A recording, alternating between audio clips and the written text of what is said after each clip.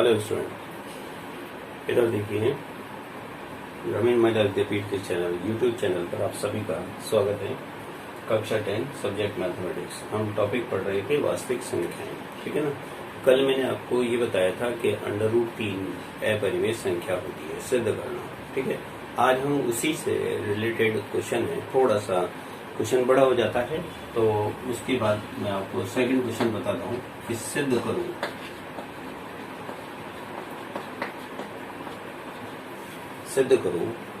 कि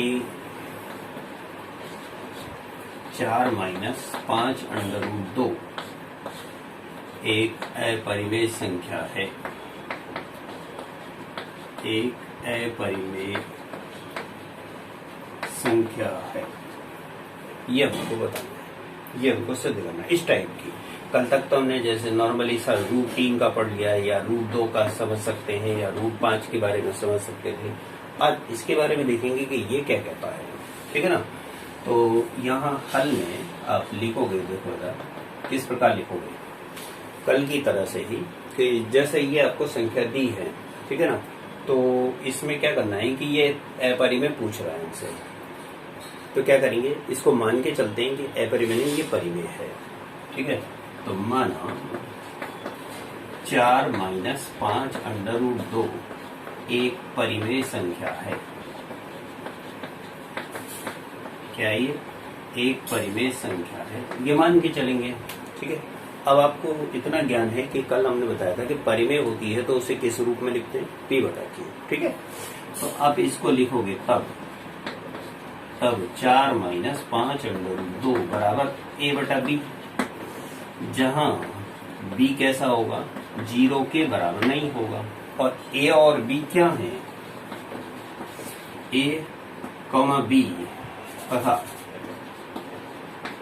a और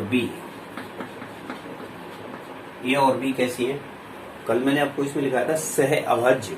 ठीक है। तो सह अभाज्य संख्याएं हैं, सह अभाज्य संख्याएं हैं। यानी सहअभाज्य से तात्पर्य है कि इसमें कोई गुणनखंड ओवैनिष्ट नहीं है, आपस में एक दूसरे में a और b में कोई भी अन्य गुणनखंड एक के अलावा और कोई गुणनखंड ओवैनिष्ट नहीं है। ठीक है। तो या तो ये सहअभाज्य शब्द लिख दो, या ये लिख दो कि a और b में एक के अतिरिक्त कोई गुणनखंड ओवैनिष्ट नहीं है। ठीक है। अब अगर हमने ये a/b मान लिया तो पुनः यहां से मैं लिखता हूं इसी लाइन को वापस से कि 4 - 5√2 बराबर a/b। अब क्या करूंगा मैं कि ये √2 है ना, मेरे को ये थोड़ी सी डिफरेंट संख्या दिखाई दे रही है, तो इसके साइड में सबसे पहले मेरे पास में है 4 जो है ना, -5√2 से पहले जो 4 है, मैं 4 को पक्षांतर कर देता हूँ। तो माइनस में 5√2 बराबर लिखूंगा मैं a/b - 4। भाई मैं अगर 4 का पक्षांतर करूंगा तो पक्षांतर में 4 खुद धनात्मक है, धनात्मक है ना, तो धनात्मक है तो आगे जाने पर ऋणात्मक हो जाती है। अब मैं माइनस चिन्ह का पक्षांतरण करूंगा, तो ये माइनस चिन्ह का पक्षांतरण करने का मतलब है कि ये या तो मैं माइनस से दोनों तरफ गुणा करूं, तो माइनस से गुणा करने पर कह लो, या आप इस माइनस चिन्ह को हटाओगे तो यहाँ वाली संख्या के माइनस चिन्ह को हटाने का मतलब है इन दोनों में चिन्ह बदल जाएगा। तो 5√2 बराबर कहलाया ये माइनस में a/b और प्लस में 4। ठीक है ना, ये फर्क पड़ता है। अब आप क्या करोगे कि 4 को पहले लिख लो, यानी धनात्मक को पहले लिख लो और ऋणात्मक को बाद में लिख दो। इसी में एक ही पक्ष में है संख्या, तो इस प्रकार भी लिखी जाती है। अब यहाँ देखने वाली बात यह है कि इस संख्या का हम लघुत्तम ले सकते हैं। लघुत्तम क्या आएगा, b लघुत्तम आया। ठीक है ना। 4 के नीचे 1 है तो 4b से गुणा हो जाएगा, 4b - a, क्योंकि इसके नीचे 1 है, 1 से b में भाग दिया, b बाहर गया, b को 4 से गुणा कर दिया 4b, b से b में भाग दिया 1 बार गया, 1 को a से गुणा करा तो a आएगा। ठीक है। तो ये 5√2 के बराबर की संख्या हुई। अब मेरे को खाली √2 रखनी है यहाँ पर संख्या, तो √2 बराबर कहलाया 4b - a/, ये 5 जो है ना गुणा की संख्या है। अब गुणा की संख्या का पक्षांतरण हमेशा बटे में होता है। गुणा की संख्या का पक्षांतरण किस में होता है, बटे में। प्लस या माइनस की संख्या का पक्षांतरण तो माइनस प्लस में हो जाता है, लेकिन गुणा की संख्या का पक्षांतरण बटे में होता है और बटे की संख्या का पक्षांतरण गुणा में होता है।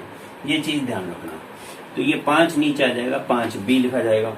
अब आप ये देखेंगे कि ये जो संख्या है ना हमारी टोटल, इस टोटल संख्या में LHS पक्ष और RHS पक्ष दो भिन्न संख्याएं हैं एक प्रकार से। यहाँ पर हम इसको 1 नंबर मान लेते हैं। अब यहाँ लिखते हैं हम, इधर देखो, यहाँ 4b माइनस a बटा 5b कैसी संख्या है, कैसी दिखाई दे रही है? ये एक प्रकार से परिमेय संख्या दिखाई दे रही है। क्यों दिखाई दे रही है? a और b खुद अभाज्य संख्याएं हैं, ठीक है ना, सह अभाज्य संख्याएं हैं, खुद पूर्णांक भी हैं। इन्हें आप यूं भी लिख सकते हो कि a और b पूर्णांक हैं, a और b पूर्णांक है। अब अगर ये पूर्णांक है और पूर्णांकों में जैसे 4b को 4 से गुणा करके 1 हटाया तब भी पूर्णांक बचा, 5b का भाग दिया तब भी ये पूर्णांक कहलाया। इस तरह से ये पूर्णांक ही संख्याएं, ऊपर वाली भी और नीचे वाली भी। तो पूर्णांकों का बटे करने पर हमें जो संख्या प्राप्त होती है वह एक प्रकार से q कहलाती है। q का मतलब होता है परिमेय संख्या। तो ये एक प्रकार से परिमेय है। कैसी संख्या है? परिमेय संख्या है।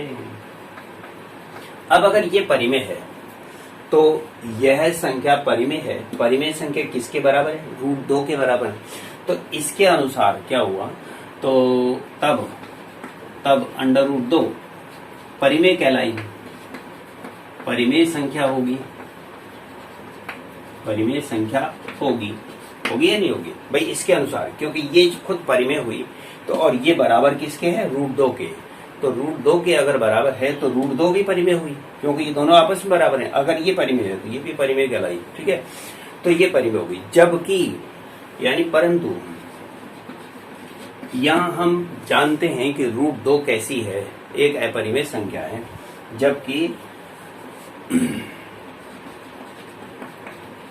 √2 एक अपरिमेय संख्या है, एक अपरिमेय संख्या है। ये मैंने आपको कल समझा दिया था कि क्यों है √2 अकेली है। अब अगर चाहे तो यहाँ पूरा हमको इस लाइन को इतना से में लिख के काम चलाएं, या फिर हम पूरा लिखें जैसे कल हमने वो लिखा था। तो इस तरह से हम यहाँ क्या है कि इसको इतना सा ही लिखेंगे कि √2 एक अपरिमेय संख्या है। जबकि तो इसका मतलब ये हुआ कि इस कथन और इस कथन से क्या पता लगा, यहाँ तो कह रहा है कि इसके अनुसार ये परिमेय हुई, यहाँ कह रहा है कि नहीं ये अपरिमेय है। तो यहाँ विरोधाभास उत्पन्न होता है, यहाँ विरोधाभास होता है, प्रकट होता है या विरोधाभास होता है। किस बात का? कि सब ये परिमेय नहीं है, ये अपरिमेय है।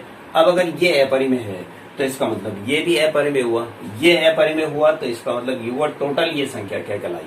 एक प्रकार से अपरिमेय संख्या कहलाई। तो अतः लास्ट में आप यही लिखोगे कि यहाँ दी गई जो संख्या है यह एक अपरिमेय है। अतः दी गई संख्या ये क्या कहलाई? एक अपरिमेय संख्या है, एक अपरिमेय संख्या है। नए भाषण में दोबारा समझा देता हूं कि ये मान लिया कि ये परिमेय है, ठीक है ना। तो परिमेय मानकर चले तो यहाँ ये a/b हुई, a और b दोनों क्या है? सहअभाज्य, अर्थात दोनों पूर्णांक है। तो यहाँ इसको मैंने a/b लिखा, फिर मैंने क्या करा? 4 पक्षांतर कर दिया। 4 पक्षांतर करने के बाद मैंने माइनस चिन्ह पक्षांतर करा, तो सामने वाले के दोनों चिन्ह बदल जाएंगे, ठीक है। अब यहाँ एक पक्ष की संख्याएं हैं प्लस की और एक माइनस की, तो मैं प्लस पहले माइनस बाद में आगे पीछे करके लिख सकता हूँ। फिर 5 मेरे पास गुणा में दे रखा है यहाँ पर √2 के, तो मैंने 5 में अगर मैं बटे में पहुंचा दूंगा, यहाँ मैंने लघुत्तम लिया और 5 मैंने बटे में पहुंचा दिया, ठीक है। तो इस तरह से ये संख्या यहाँ तक ज्ञात हो गई। अब इस संख्या के बारे में पढ़ते हैं कि ये कहता है ये परिमेय है। ये अगर परिमेय है तो इसके बराबर की संख्या भी परिमेय हो गई। अब अगर ये परिमेय, जबकि हम जानते हैं कि √2 एक अपरिमेय संख्या है, तो इसका मतलब ये हुआ कि ये परिमेय नहीं, ये अपरिमेय है, तो ये भी अपरिमेय हुई, तो ये अपरिमेय हो गई। अब जबकि आप परिमेय कह रहे थे, अगर इसके अपरिमेय होने का कारण है तो इसका मतलब a/b जो अपने आप में दे रखी थी वो भी अपरिमेय हुई, वो अपरिमेय हुई। तो इसका मतलब इसके अपरिमेय होने का तात्पर्य है कि ये दी गई संख्या भी कैसी है? एक अपरिमेय संख्या है। तो आपको इतना सा ही लिखना है, ठीक है। तो आया आपके समझ में? इसी प्रकार का सेकंड क्वेश्चन भी है कि जैसे कि 6 + √2 के बारे में कहे हमसे, यहाँ पर एक संख्या चेंज कर देता है, 6 + √2, ठीक है ना। तो यहाँ लिख देगा 6 प्लस √2। अब इसके बारे में क्या करोगे कि 6 प्लस √2 बराबर एक परिमेय संख्या मान के चलें, परिमेय है तो 6 प्लस √2 बराबर a बटा b, ठीक है ना। तो यहाँ इसको सॉल्व करेंगे। देखो ये क्या कहता है इसके बारे में कि 6 प्लस √2 बराबर a बटा b। √2 को छोड़ दो, आप 6 को पक्षांतर कर दो, a बटा b माइनस 6 पक्षांतर हो गए, क्योंकि 6 ऑलरेडी प्लस का है यहाँ, और आगे प्लस चिन्ह लिखते नहीं है किसी भी संख्या में। बीच में अगर कोई संख्या सेकंड वाली अगर प्लस हो तो उसे प्लस लिखना पड़ता है। कई बार बच्चे कंफ्यूज हो जाते हैं कि हम बाद वाली संख्या में भी लिखें प्लस का चिन्ह या नहीं, बाद वाली में लिखना होगा। पहले वाली की अगर चिन्ह नहीं लगा हुआ होता है ना तो ये समझ लेना कि ये सदैव धनात्मक होती है। अब यहाँ पर b एलसीएम आया तो a माइनस का ये क्या कहलाया 6b, ठीक है। अब √2 के बराबर की संख्या हो गई। अब आप ये देखो कि ये जो संख्या है इसके बारे में हम क्या कहेंगे, a माइनस 6b बटा b। a और b दोनों पूर्णांक हैं, पूर्णांकों का अंतर भी पूर्णांक होता है, पूर्णांक बटे पूर्णांक, ये सहअभाज्य संख्याएं हो गई एक दूसरे के। तो a माइनस 6b बटा b क्या हुई, एक परिमेय संख्या। अब ये परिमेय संख्या है तो इसके बराबर की कौन है, √2, ये भी परिमेय होगी, ठीक है। तो √2 एक अपरिमेय जबकि, तो इसका मतलब यहाँ विरोधाभास हो रहा है। तो विरोधाभास होने का मतलब है कि दी गई संख्या क्या है, एक अपरिमेय संख्या है। अतः ये क्या कहलाई, पूरी अपरिमेय संख्या।